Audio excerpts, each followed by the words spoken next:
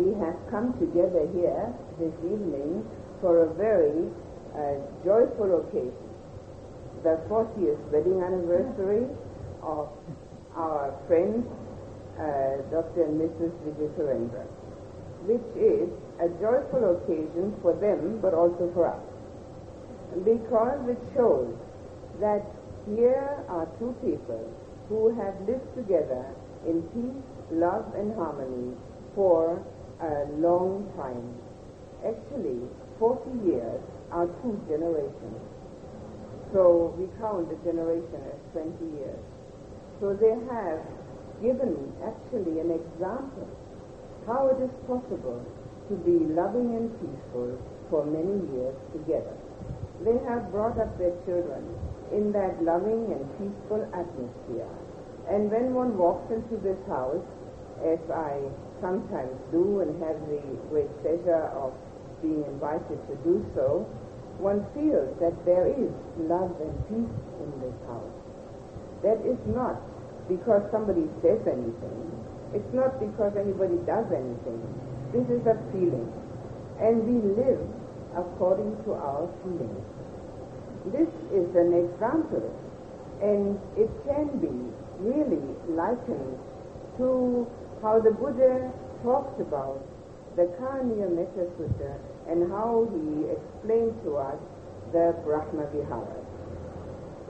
If we manage our family life, our daily life within the family, in that manner, we have the foundation for loving others in the way that Lord Buddha proclaimed it should be done, namely like a mother to everyone.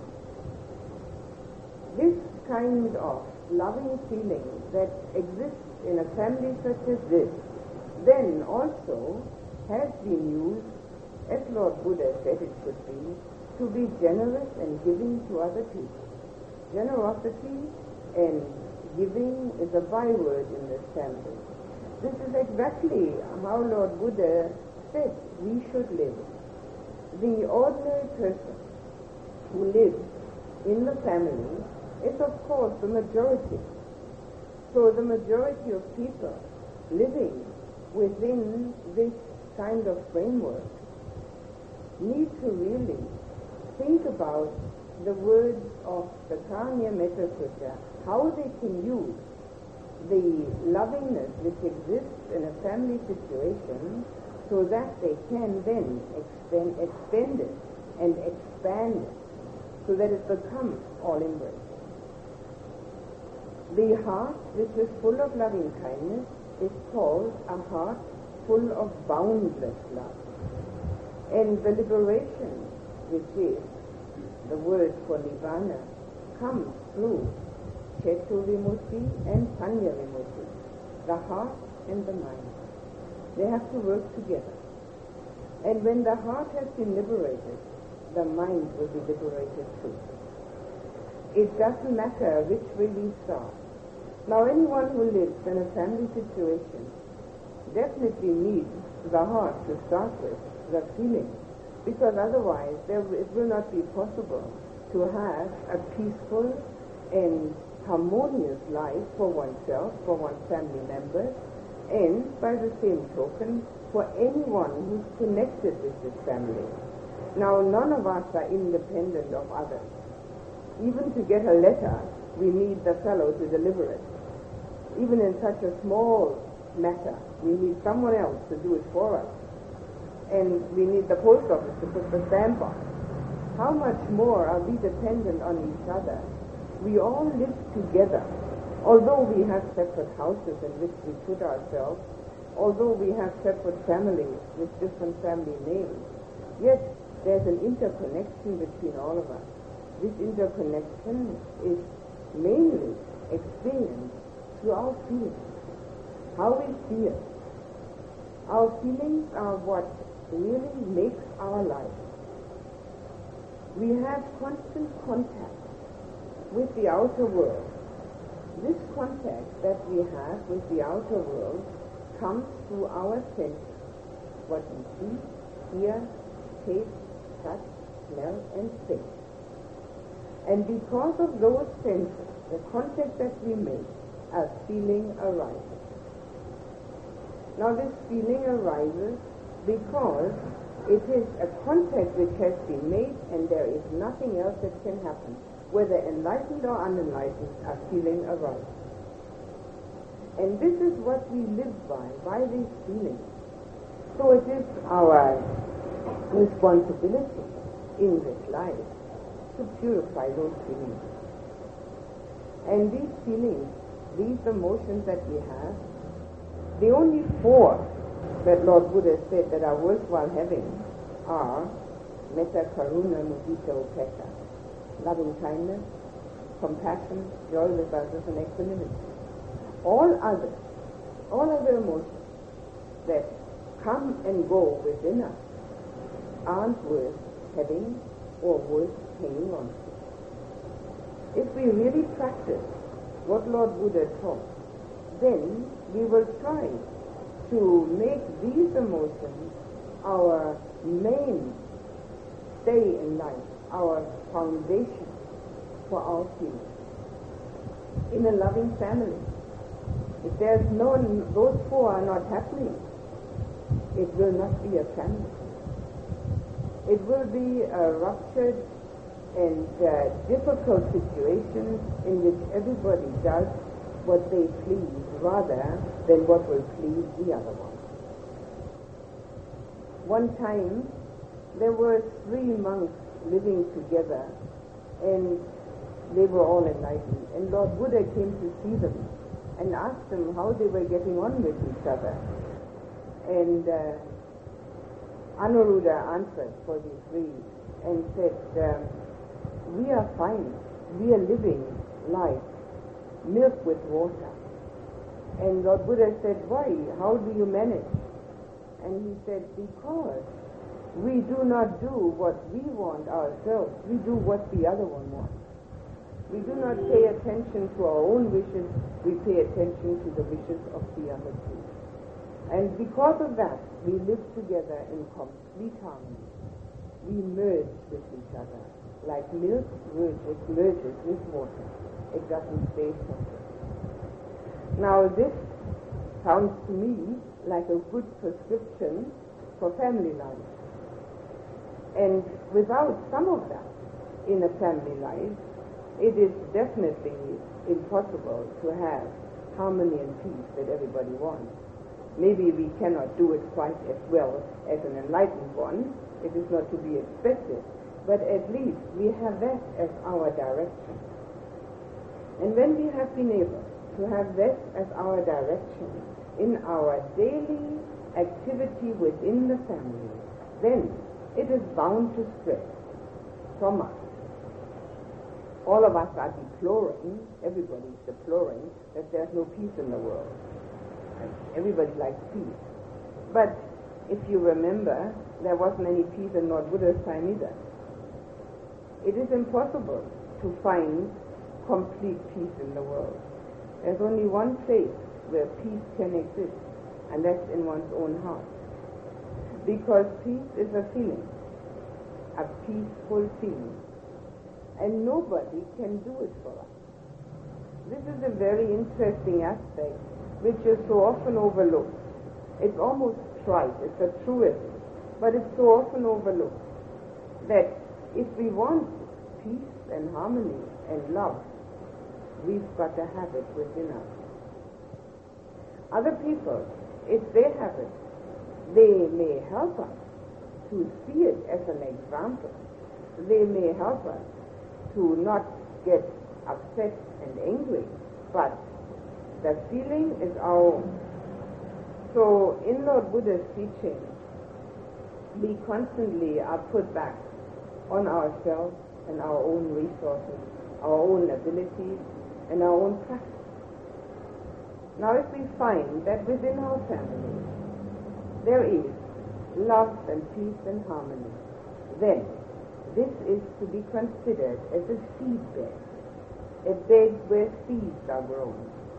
And these seeds can then be transplanted into the world outside and flower there. Because in the Karniya Metta Sutta, Lord Buddha says that just as a mother at the risk of life loves and protects her child, her only child, so one should cultivate this boundless love to all that lives in the whole universe. In other words, he tells us in unmistakable terms that we should love everybody as if we were their mother. That takes a bit of doing, doesn't it? Because we know very well that our own children or our own mothers are creating within us a special feeling. And yet, if we don't have that special feeling to start with, then we don't even know what it's like to really love. When we have that to start with, we have a basis for knowing what it's like to feel for other people. Then we can also find out what it is lacking that we don't feel for others. And as we practice generosity and giving and kindness towards others, this feeling expands, which means our heart grows. It grows until it becomes boundless, until it becomes so that we actually do feel that everybody are our children. And once Lord Buddha said that if we were to lay end on end the bones of our deceased parents that we've had in all our lifetimes, this earth would not be large enough to accommodate them all. We've had so many parents in all these lifetimes, and we've had so many children. So as we have our own family in this life, and make this our basis and foundation for our loving feelings, for the peace and harmony that we can create through love, we can then generate the universality of that feeling outside. This is what the world needs. This is what everybody needs. This is what brings us nearer to liberation, because it is purification. And as this brings us nearer to liberation, we are also assured of not only a good life this time, but also a good life to come. It all works in a sort of a spiral way. It starts in the center with our own feeling, with our own family, and then generates out. Now, loving kindness, metta, is the description of a feeling which is actually not concerned with a such. It is not concerned with someone special. Now, in our family, of course, we are concerned with people who are special. They are our children, our parents, our husbands, our wives, and so forth. But in order to expand and become that kind of person that Lord Buddha talked about, who can actually have the boundless feeling, we need to let go of the personalized idea of loving kindness. The far enemy of loving kindness is hate. Well, anybody knows that. That's easy to know. But the near enemy of loving kindness is affection. And that's much more difficult to know, because affection is that which creates attachment. We are attached. We will not let go of these people because they are ours. And when we are that much attached to what is ours, then we are making too much of a differentiation between that which is ours and that which is. And then it is impossible for our heart to expand towards that which isn't ours. It's only when we see that all these beings that surround us could have been our parents, our children, may be our parents, our children next time. Only when we see that people are the same everywhere, and that dukkha is their main problem, and it's a universal problem. And when we see that expanding our heart and giving out with this feeling that this gives us peace and happiness, that we then stop this enormous differentiation that we make between those people that belong to us and those that don't. Loving kindness, which is to be a mother to everyone, is a feeling that does not have any basis in the lovability of another person. Nobody is totally lovable, only the arahants, and there are very few of those around. So it will be hard to find for us. We are also not totally lovable ourselves. So what we find in other people is that which is lovable and that which is not. And if we think for a moment, when our children, for instance, were small, they did a lot of things which we didn't approve of. Yet, we kept on loving them exactly the same way. People do a lot of things that we don't approve of. There are so many deeds and thoughts and words done and spoken that we couldn't possibly approve of. But that does not mean that we have to stop loving them. In fact, it means nothing of the sort. Because love is not something that one gives as a price or because of approval. If we had done that with our own children, our children would feel extremely insecure. Children are being loved because they are our children, that's all. Whether they behave nicely or not, everybody knows children don't always behave nicely. Sometimes they do and sometimes they don't. But the mother doesn't stop loving them because of that. So same with everybody else. Lord Buddha said all of us are children. He compared us to children who are playing in a house on fire and don't have enough sense to jump out. This house on fire is, of course, samsara. We don't have enough sense to jump out. And we're all children as far as Lord Buddha is concerned. So if we look at everybody as if they were children,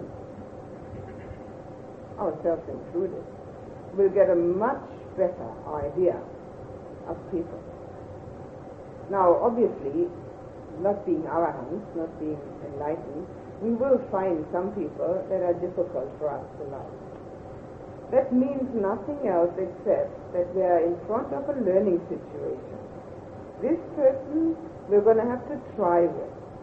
And if it's impossible, we'll have to admit that we've failed. It doesn't matter. We have failed many times in past lives, in this life, and will again. It doesn't matter. But what most people do, they'll say, that person is impossible. That person cannot be loved. That's not the way to see it from Lord Buddha's standpoint. Everybody needs love, and everybody can be loved if our heart is pure. Lord Buddha even loved the wild elephant that came to kill him.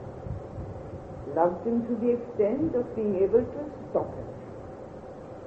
Now this is the ultimate in metta. Obviously it's an ideal that we cannot at this time manifest in ourselves. But because we have the good fortune to know these ideals, we know at least the direction in which to go. And that is much more than most people do. Most people don't even have a direction.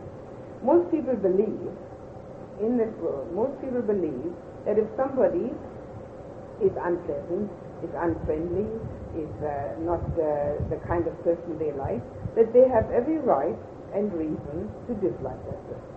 It's perfectly okay.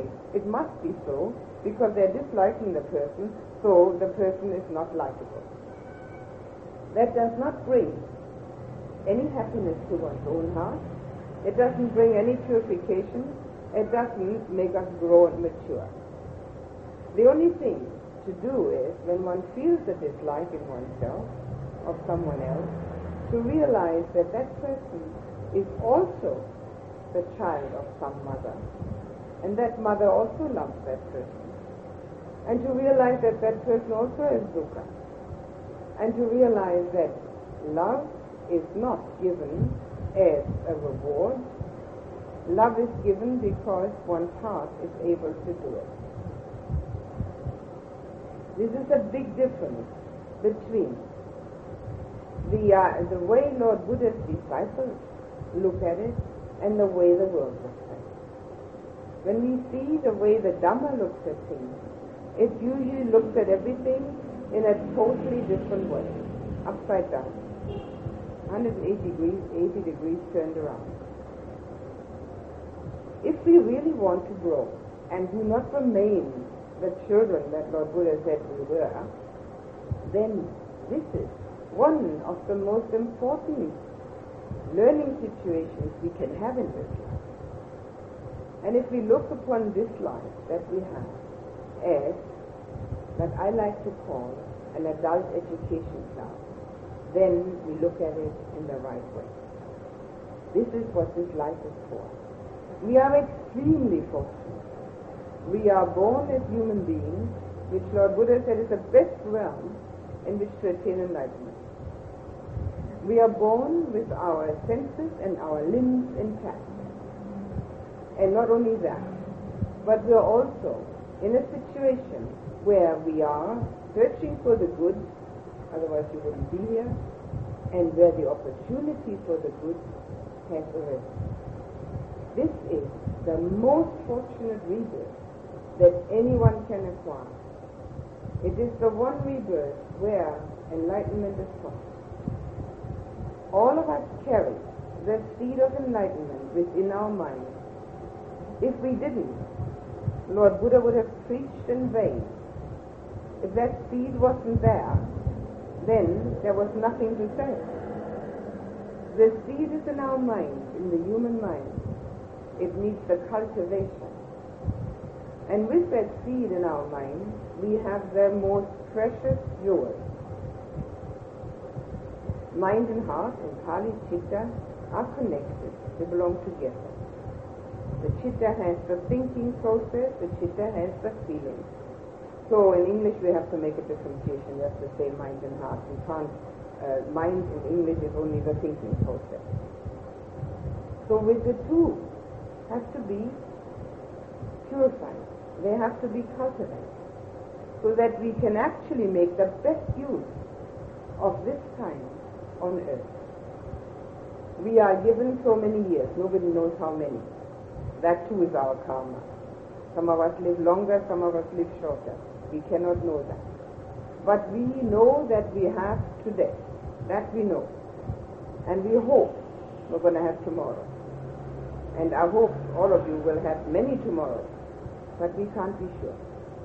So with that, what we have, this is our great opportunity. And there is not a single person alive who does not meet up with other people whom they don't like. It is impossible. Everybody has it. This is the kind of thing that happens in the world. The more people we meet in our daily life, the more we will find people we don't like. Of course there will be those that we like, but the ones we don't like, they are the ones that are the important ones. Because first of all, they show us that our heart isn't pure yet, that the heart can respond with dislike. We don't need to call it hate. It doesn't have to be hate. It's dislike. It's a slight irritation even. So we know that. We know that about ourselves. The other thing we will know about ourselves is that now is the moment to do something about it, to change our reaction to that person.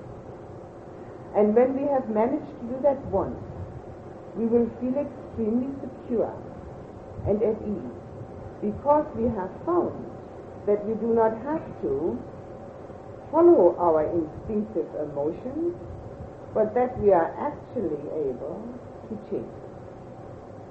change them at will, to make them wholesome.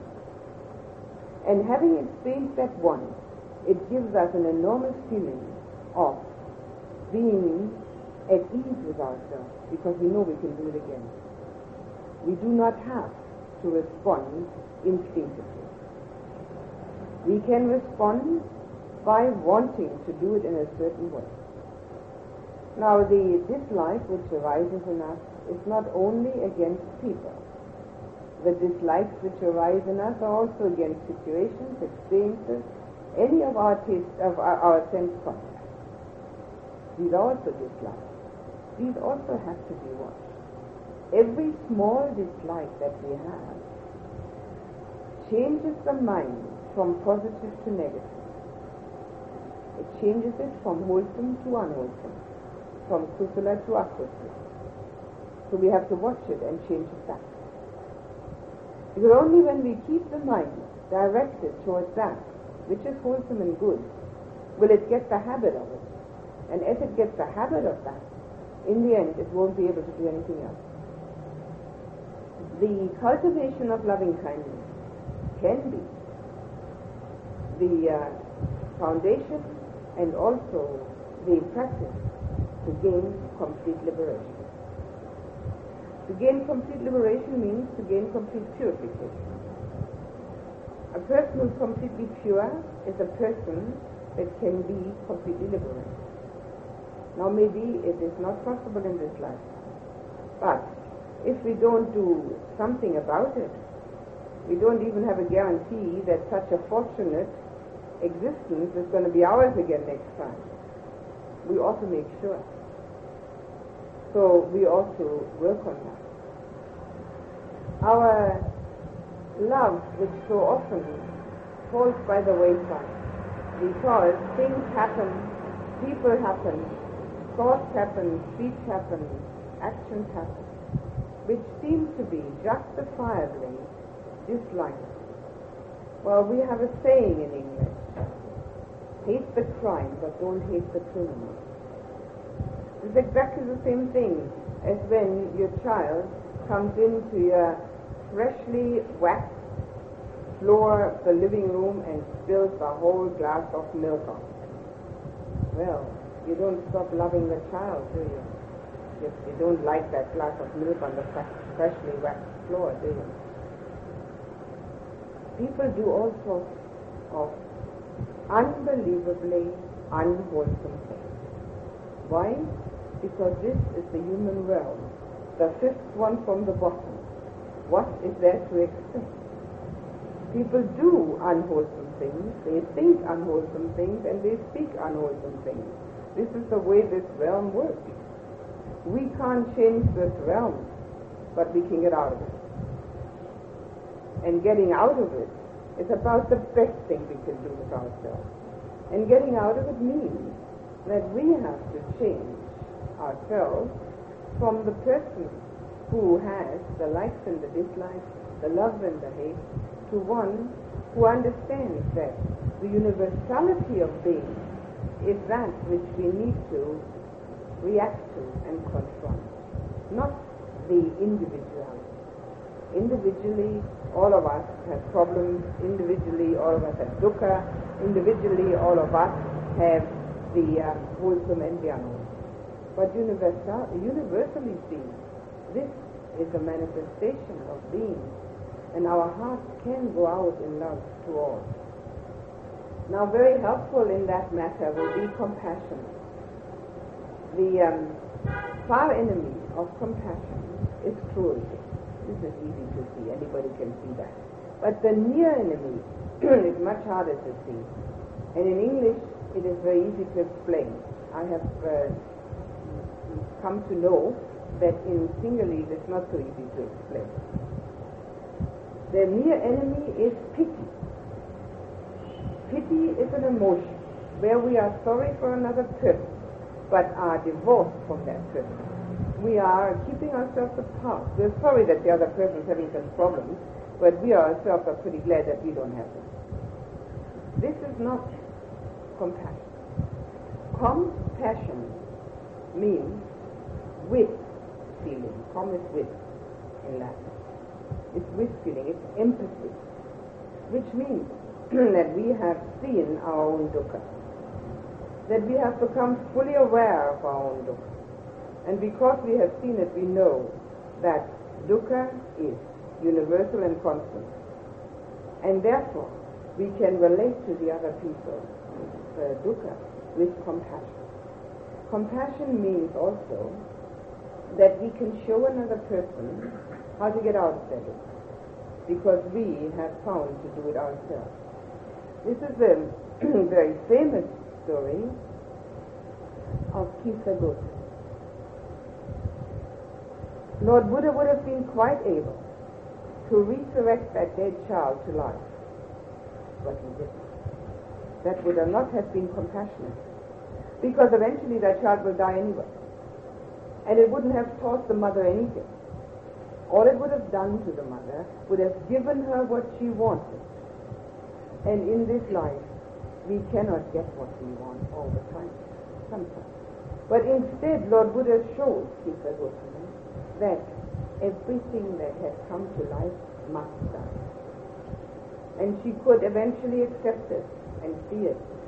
And she eventually became Arahant. That is compassion. He showed her how to get out of her dukkha.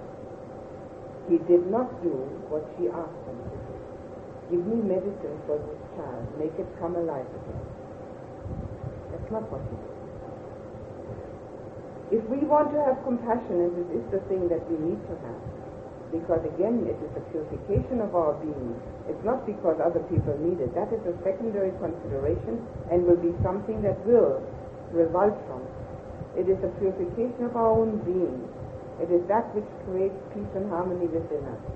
Then we need to see our own dukkha and the way out. We need to find how we deal with our own dukkha. We have to find a way of dealing with it. And when we have found a way of dealing with our own dukkha in the right way, then we can compassionately show it to someone else. And then our attitude towards other people will not be one of divorcing ourselves by being sorry for them, but by being with them the way Lord Buddha was in this example of Sita Goswami. He was fully with her in this bereavement and showed her the way out. This takes wisdom, obviously, but real metta and real compassion, real loving kindness and real compassion take wisdom. Wisdom has to be with it. Without wisdom, we cannot extend this objectivity towards others. Our love will always be subject, according to the subject that is there, rather than objective. When we live in a family, we have joy with their achievements as a matter of course. If our own child passes the exams, we are overjoyed. If our own husband gets a promotion, we are overjoyed. What about other people's children and husbands and wives and daughters and sons? If we really want to practice the way Lord Buddha taught, the joy we have with them is exactly the same as if it was our own child, our own husband. This joy with others has as its far enemy envy. That's easy to see. As a near enemy, it has affectation or hypocrisy. The hypocrisy, for instance, if one goes to congratulate someone else on their good fortune, and all the time while one is doing it, the mind says, they've always got everything going for them. Why doesn't it happen to me?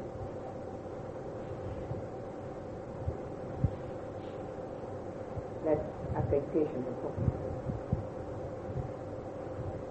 Karma, O monks, I declare, is intention. Intention is in the mind. It's the mind we have to watch. Enlightenment is in the mind. It's all happening in our mind. The whole thing is going on in the mind. The whole world's happening in our mind. So this joy with others brings this joy to our own heart. If we are joyful about our own child having an achievement, then how much more joyful would we be if we have joy with everybody's achievement? Our joy would be boundless. We would never know a moment of depression. We would never know a moment of unhappiness, because somebody is bound to have some sort of achievement or good luck or good fortune that we can have joy with. Again, it takes not just the wisdom of knowing that this is good for our own heart, it takes the looking at this world and the people in it in a universal sense. Again, we have to see that we're all interconnected, not separating ourselves from each other. Whether we are related or not in this life doesn't matter. It really doesn't matter. We've probably all been related in some life. Who knows? It's quite possible that all of us have sat at the Buddha's feet and listened to him talk and didn't understand. And so we're back here again. It's all very possible, isn't it? Who knows? I'm only conjecturing. I have no knowledge of it. But it doesn't matter whether we're really related in this life or not. This is the universal aspect. Makes it possible for us to see how it's all going on in a circular movement, life after life, again and again, coming back, meeting each other, knowing each other, going apart. When we see it like that, it is much, much easier to have joy with other people and to see them as our own. They are living at the same time that we are living. They are living in the same country maybe that we are living. Especially those that are following Lord Buddha's path. They are the same. They have the same ideals that we have. And not only that, but even those who don't follow that path. When you look at people, they're all made up the same way. Nama Rupa, mind and body. What else is there to a person? And if you dissect a body, you will find exactly the same bits and pieces in every body that you find in yourself. You take a body apart, they're all alike. And the mind is also the same. It has the seed of enlightenment, and it also has the seed in there for going downhill. It's all one and the same. The crowning glory of all emotion is equanimity, even-mindedness. It is one of the 7 factors of enlightenment. And it is an emotion which most people find very hard to cultivate. It's not easy. The far enemy of equanimity is anxiety, restlessness, and worry. But the near enemy is much harder to distinguish. It's indifference.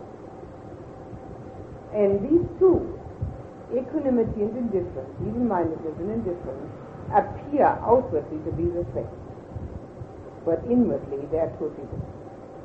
Indifference is a kind of feeling where one separates oneself from others, where one doesn't want to be bothered with their difficulties, because one is afraid one is going to also get into difficulties, one is also going to experience dukkha because of them, where one doesn't have that feeling of universality, of being together, the totality, but just looking after myself. That's indifferent towards others. In a family situation, it's an impossibility. The family becomes cold and unloving when people are indifferent to each other. Equanimity is something entirely different. Equanimity is, when it is perfected, the reaction of the arahant. In the Mahamangala Sutta, at the end, it says, although touched by worldly circumstance, never their mind is wavered, which means total equanimity. Touched by worldly circumstance. The arahant is also touched by worldly circumstance. He's got to eat, he's got to sleep, he's got to go to the toilet, he's got to talk to people, he's got to look after that he doesn't get run over by the cars out there, which is easy enough to do.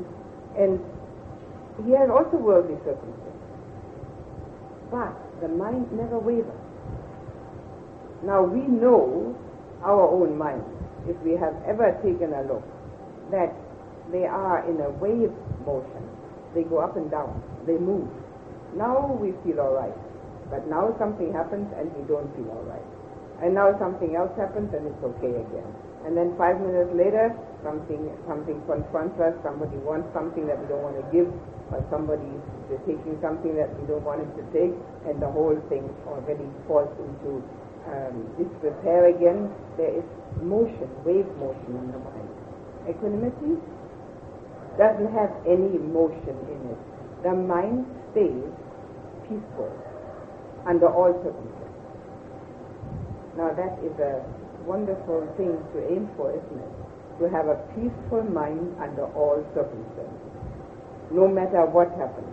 The worst traffic, the worst drivers, the worst situation, people stealing, killing, doesn't matter. The mind stays peaceful, but not indifferent. It's peaceful, the mind, but it has enormous compassion for the unhappiness of the other people. This is what Lord Buddha stands. It is said that every morning he sat in meditation and threw out his net of compassion, which means that he, in his clairvoyance, could see whom he could help that day, because his compassion was such that although his mind never wavered, he could see the dukkha in other people's minds. So his compassion went out to them, and he taught out of compassion. There was no other reason for him to teach. Only compassion. There was nothing else that he could, there was no gain for him, nothing, just compassion. So the mind doesn't waver of the one who has that equanimity, but compassion is part of it. Now, how to regain anything approaching that kind of ideal situation? Well, first of all, again, our universal understanding of what goes on will help us greatly. We must understand, first of all, that whatever has arisen will cease. Nothing remains. Whenever something happens that makes us unhappy, that too disappears. But whenever something happens that makes us happy, that also disappears. It comes and it goes. What arises has to cease. So that is the first thing we can look at.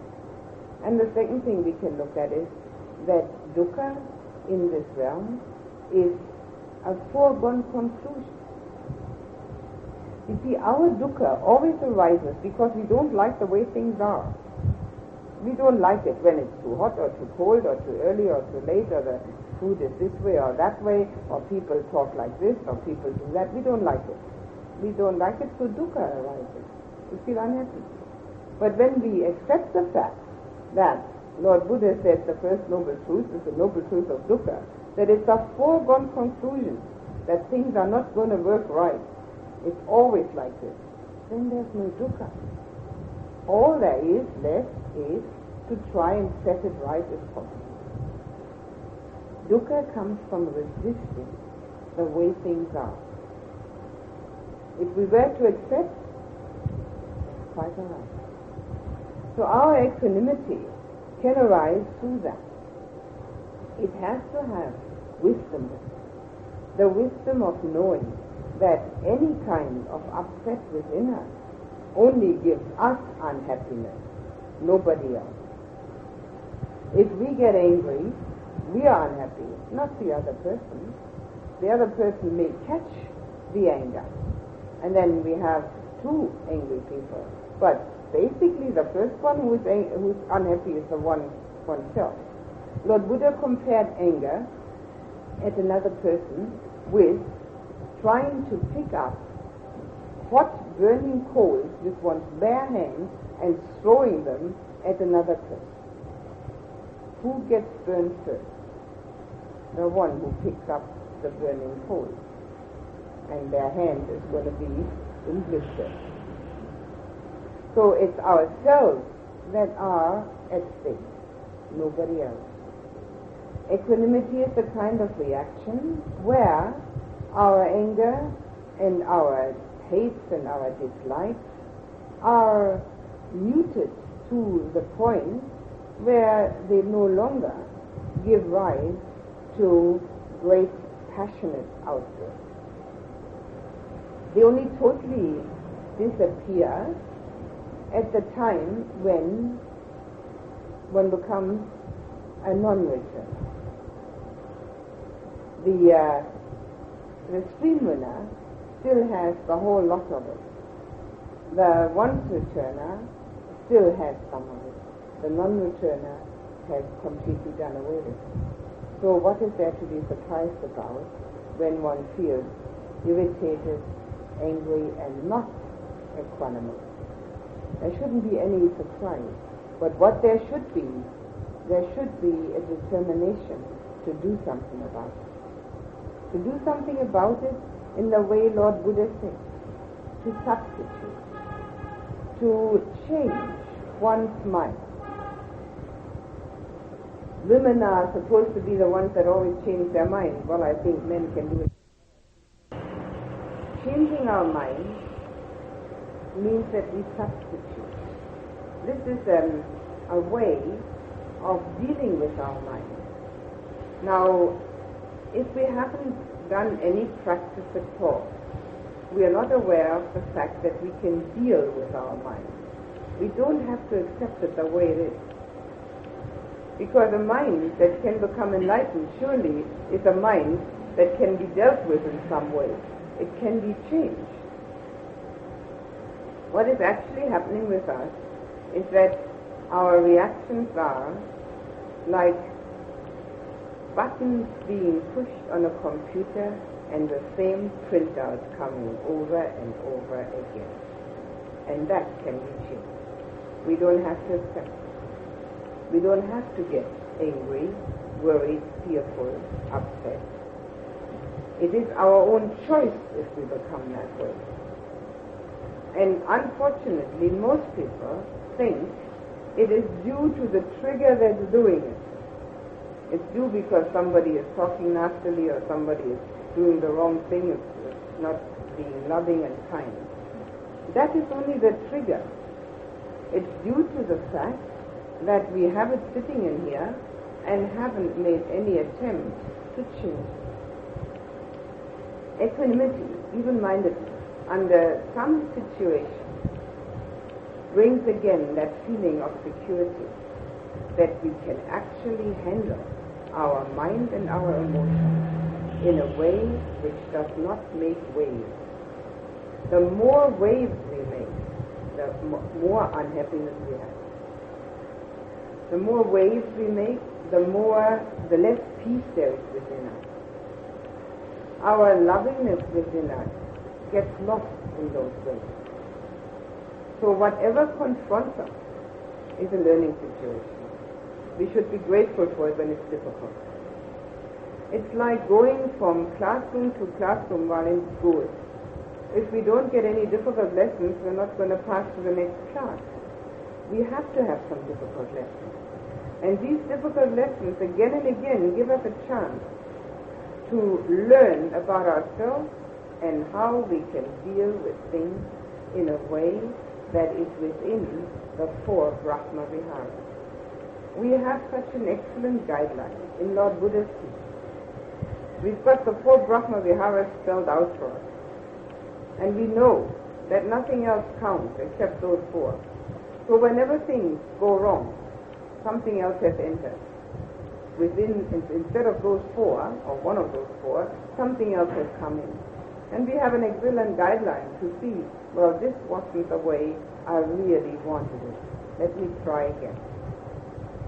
It's all within our own possibilities. It's not what is around us. What is around us is only the sort of backdrop. It's only the mind that counts. The first verse in the Dhammapada starts out with, mind is the master. There is nothing else that counts. And within that mind we have the feelings. And within those feelings we all know what it's like to love. And when we can expand and extend that into a realm where it becomes our natural habitat, second nature, there's nothing else that we feel as important or as usual in our makeup than love and compassion. Then we have the most valuable base for enlightenment. Now this enlightenment is possible for people. It don't have to be someone special. It's possible for people. Lord Buddha said it over and over again. When he first became enlightened, he didn't want to teach. And when he was asked to, he did look around and he said, yes, there are those that have little dust in their eyes. And so my teaching will be valuable to them. This teaching is so valuable that we still have it 2,500 years later. And all of us have immediate access to it. But the teaching only becomes of value when we have it within our own heart and mind and use it. And remembering that these four emotions are the only ones that are worth having, and practicing them over and over again, first within one's family life and then extending them out, then we have the basis for practice. When we have that within us, which is the Dhamma, and that which is the Dhamma within us, is that which makes it possible for us to see the Buddha. Lord Buddha said, whoever sees me sees the Dhamma. Whoever sees Dhamma sees me. Now, we can see Dhamma with our own inner vision. And when we see Dhamma with our own inner vision, we can see Lord Buddha, because Lord Buddha means enlightenment. It's not necessary to see a special person, although that would be very helpful.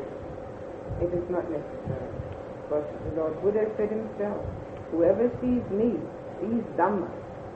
He was the personification of Dhamma. All of us have that possibility. The potential is there. Now that we cannot do it in one lifetime, of course, but we can do something. And that something is to extend and expand. That's what we all know in our own family. And that goes outward to others. And if we can do that, we have already the basis for the Dhamma in our heart with which we can see Lord Buddha. In this family here, it has been a practice for so many years, and I would like to wish them,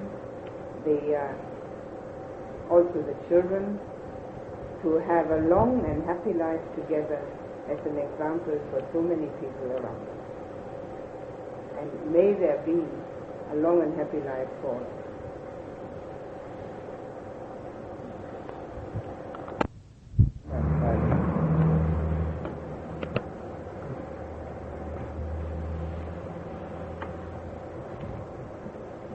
Can you sit so that you don't touch each other? It's really quite impossible to... You want to sit on the I do sit better on the front for meditation.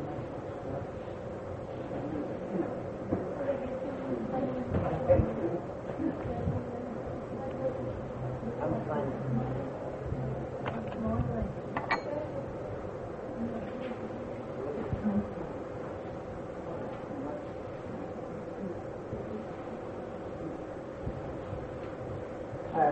Sit so that you don't touch each other. There's plenty of room. Come a little nearer.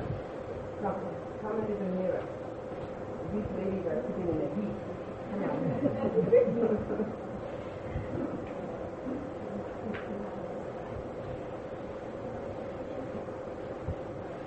Okay. It doesn't matter how you hold your leg. You just the back should be straight when you meditate, and if you can sit without leaning against the wall, it's better. And hands together on the lap or on the knees, it doesn't matter. And close our eyes. And for just a moment, become aware of your breath as it comes in and out of the nose.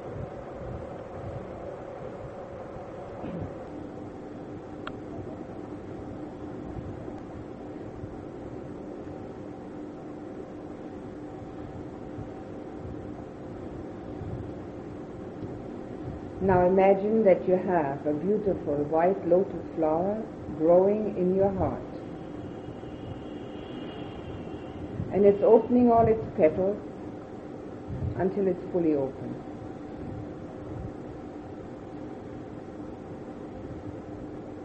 And a golden stream of light comes out of the center of that lotus flower. And that golden stream of light fills you from head to toe with warmth, well-being, peacefulness, acceptance of the way things are.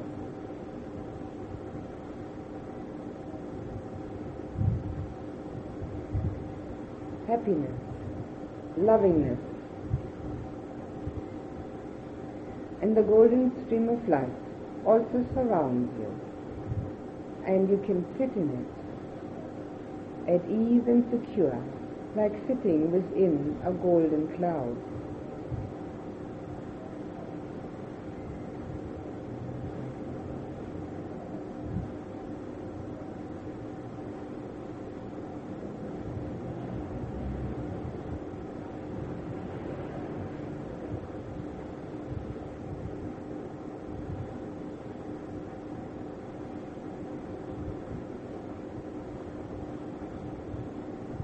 Now let that golden stream of light from the center of your heart reach out to the person nearest you in this room and fill that person with warmth, with love, peacefulness, well-being, and surround that person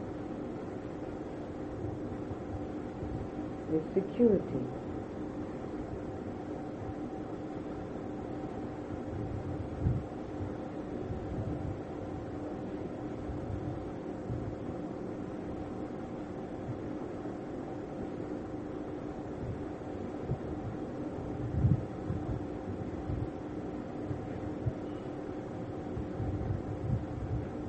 And now let that golden stream of light from the center of your heart enlarge and expand and reach out to everyone here in this room, filling everyone with love and compassion, friendship, peacefulness, acceptance, and surrounding everyone with that golden stream of light to feel at ease and safe.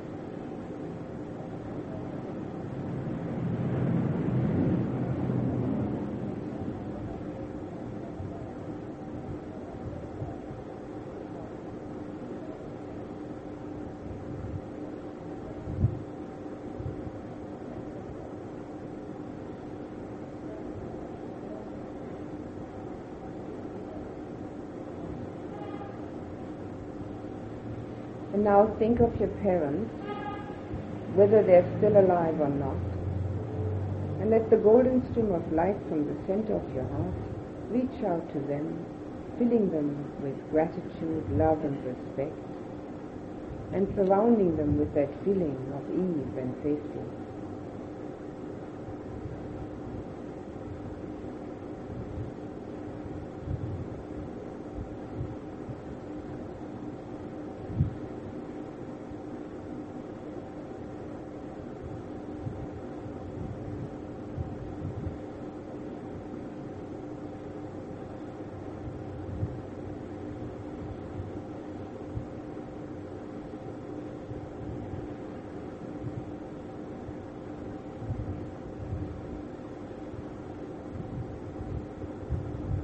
And now think of your loved ones, those that are closest to you, your near and dear ones, and let the golden stream of light from the center of your heart reach out to their hearts, filling them with your love and compassion, your friendship,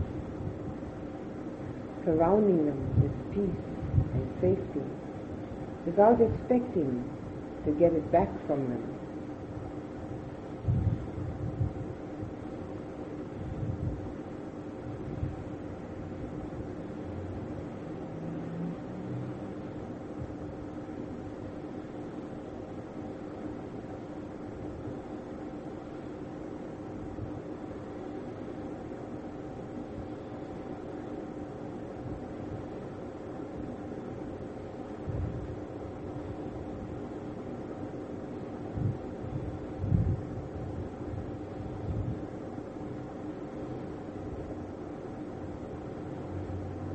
think of all your other relations, those that are a little further removed, and let that golden stream of light from the center of your heart reach out to their heart, giving them the same kind of love and compassion that you give to your near and dear ones, surrounding them with peace.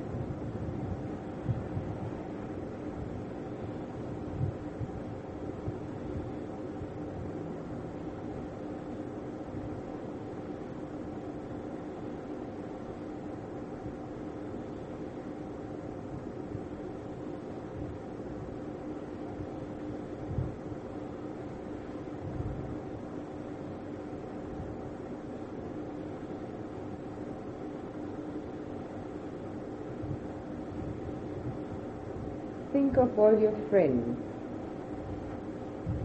and let that golden stream of light fill them with the sincerity and depth of your friendship, with your compassion and love, your feeling of being caring and concerned about them, without expecting them to do the same for you.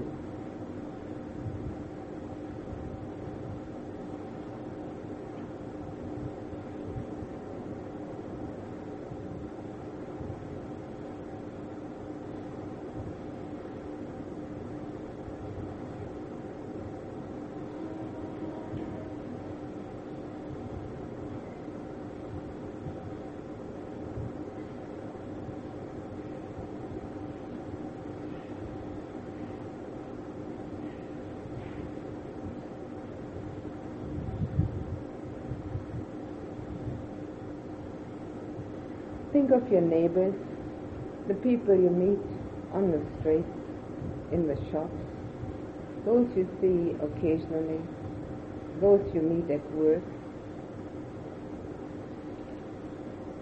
your patients, and let the golden stream of light from the center of your heart reach out to every one of those, making them your near and dear ones, giving them love and compassion, friendship, care and concern.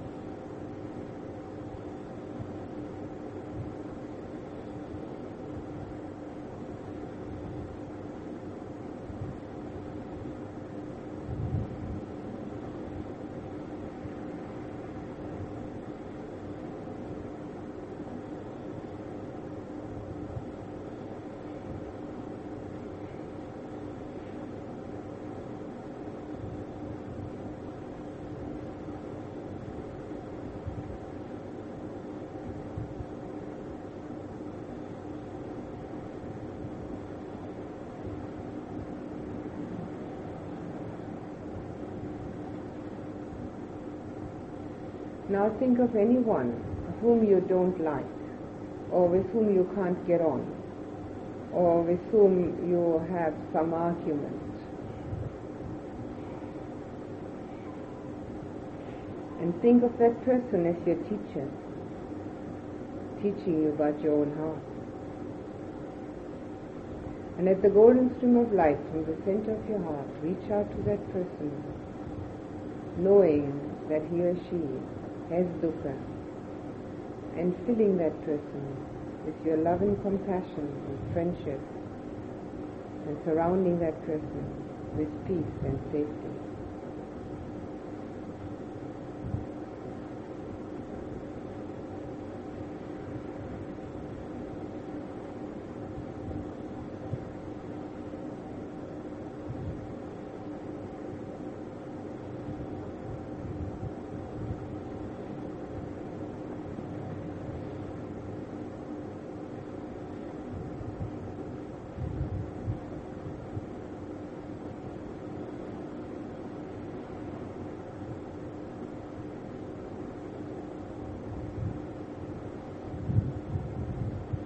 Think of all the people who live in Galle. Let your heart reach out to all of them. Let this golden stream of light from the center of your heart grow and expand so that it can go to all the people in Galle, bringing them your love and compassion, your friendship, your care and concern, surrounding them with the peace that comes from your heart.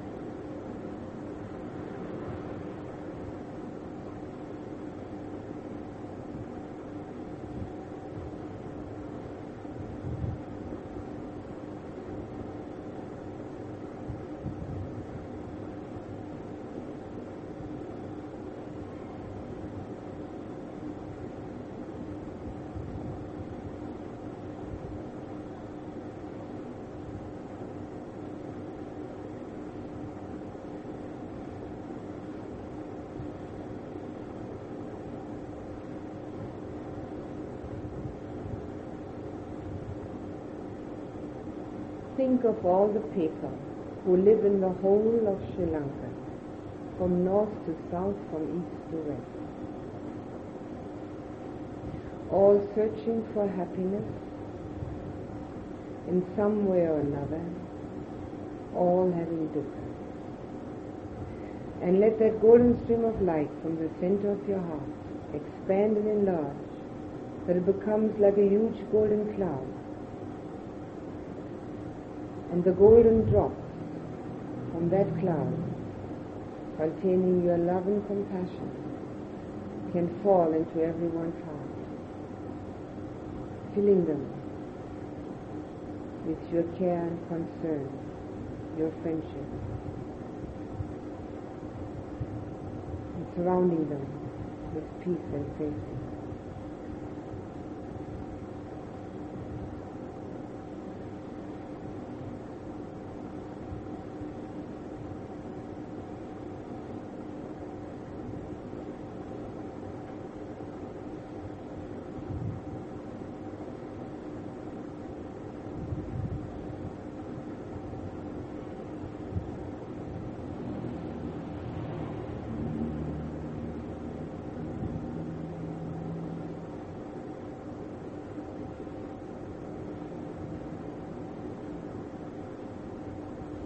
Now put your attention back on yourself.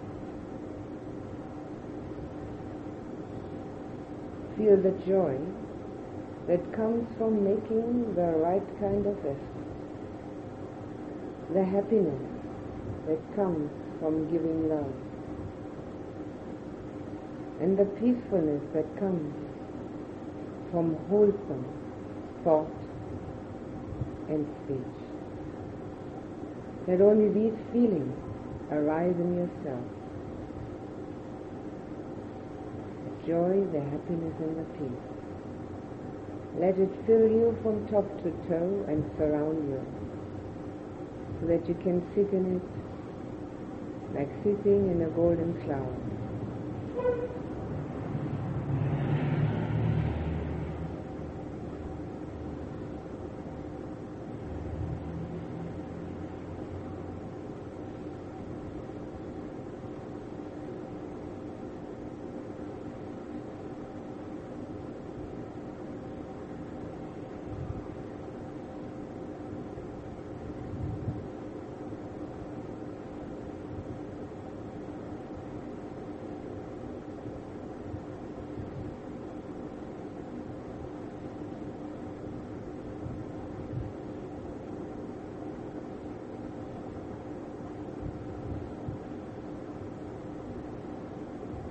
Now let that golden stream of light go back inside the lotus flower. Let it close its petals, and then anchor it in your heart so that it may become one with it.